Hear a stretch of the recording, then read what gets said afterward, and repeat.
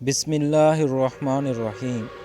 آج میری video cancer کے بارے میں ہے۔ کینسر ایک موذی مرض ہے اور یہ پوری دنیا میں تیزی سے پھیل رہا ہے۔ اس ویڈیو میں آپ کو بتاؤں گا کینسر کیا ہے، نارمل سیل اور کینسر سیل میں کیا فرق ہے، کینسر کی 4 بڑی وجوہات کون کون سی ہیں، پاکستان میں کینسر کی کون سی قسم تیزی سے پھیل رہی ہے اور کینسر سے کیسے بچا جا سکتا ہے۔ کینسر انسانوں میں موت کی دوسری بڑی وجہ ہے۔ ہر 2 میں سے ایک انسان زندگی میں کینسر کے مرض میں مبتلا ہو سکتا ہے۔ اس لیے یہ سمجھنا بہت ضروری ہے کہ کینسر کیا ہے اور اس سے کیسے بچا جا سکتا ہے۔ کینسر میوٹیڈ جینز کی فارمیشن سے ہوتا ہے جو سیل گروتھ اور سیل ڈویژن کو کنٹرول کرتی ہے۔ یہ اب نارمل جینز اونکو جینز کہلاتی ہیں۔ یہ اونکو جینز اب نارمل اور میوٹیڈ سیل بناتی ہیں۔ یہ سیل انسانی جسم کے کسی بھی حصے میں کینسرس ٹیشو بنانے کے لیے ریپلیکیٹ ہوتے ہیں۔ نارمل سیل اور کینسر سیل میں کیا فرق ہوتا ہے؟ کینسر سیلز کو سیل گروتھ کی لمٹ کا پتہ نہیں ہوتا۔ ایسے سیلز میں ان پلانڈ گروتھ ہوتی رہتی ہے۔ ایسے سیلز جو ٹیشو بناتے ہیں ان کا سائز نارمل نہیں ہوتا۔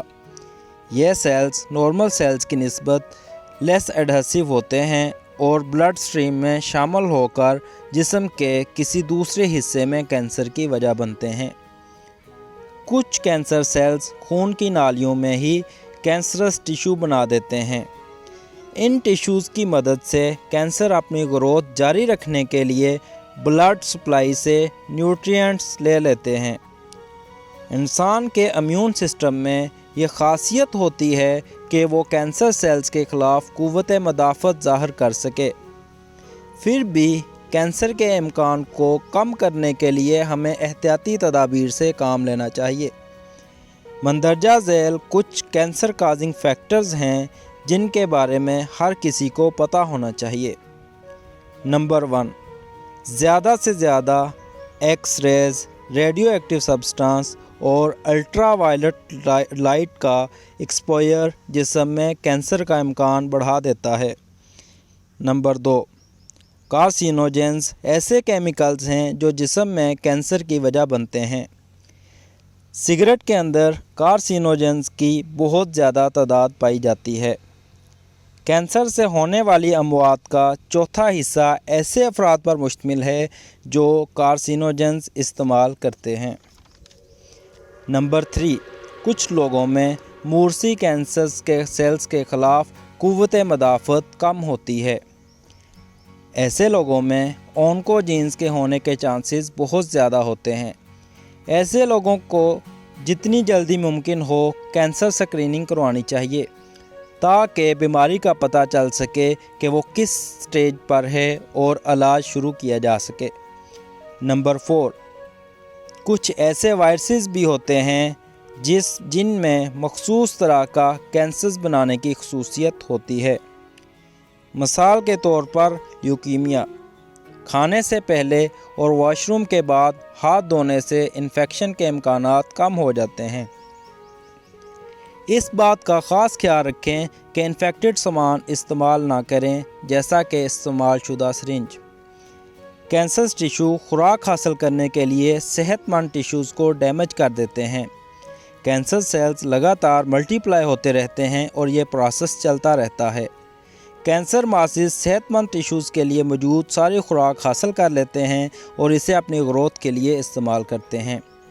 صحت مند ٹیشوز کے لیے خوراک نہ ہونے کی وجہ سے موت واقع ہو جاتی ہے۔ اس بیماری سے چھٹکارا حاصل کرنے کے لیے اس کا ارلی سٹیج میں پتہ لگانا بہت ضروری ہے۔ ہر کسی کو کامن کینسر کے بارے میں پتہ ہونا چاہیے اور ڈاکٹر سے روٹین چیک اپ کرواتے رہنا چاہیے۔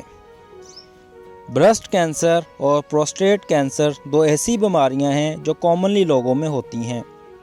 اس لیے کسی بھی اب نارملٹی کو سیریس لینا چاہیے اور جلدی ڈاکٹر سے رجوع کرنا چاہیے۔ پاکستان میں برسٹ کینسر بہت تیزی سے پھیل رہا ہے۔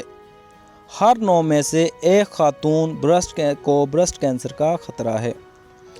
پاکستان ان ممالک میں شامل ہے جن میں اس کی شرح بہت زیادہ ہے۔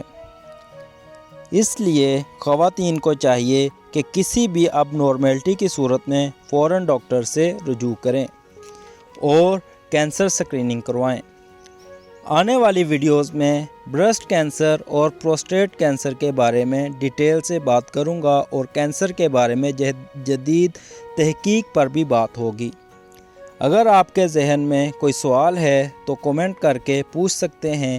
اگر آپ کو میری ویڈیو پسند آئی ہے تو اسے اپنے دوستوں سے شیئر کریں۔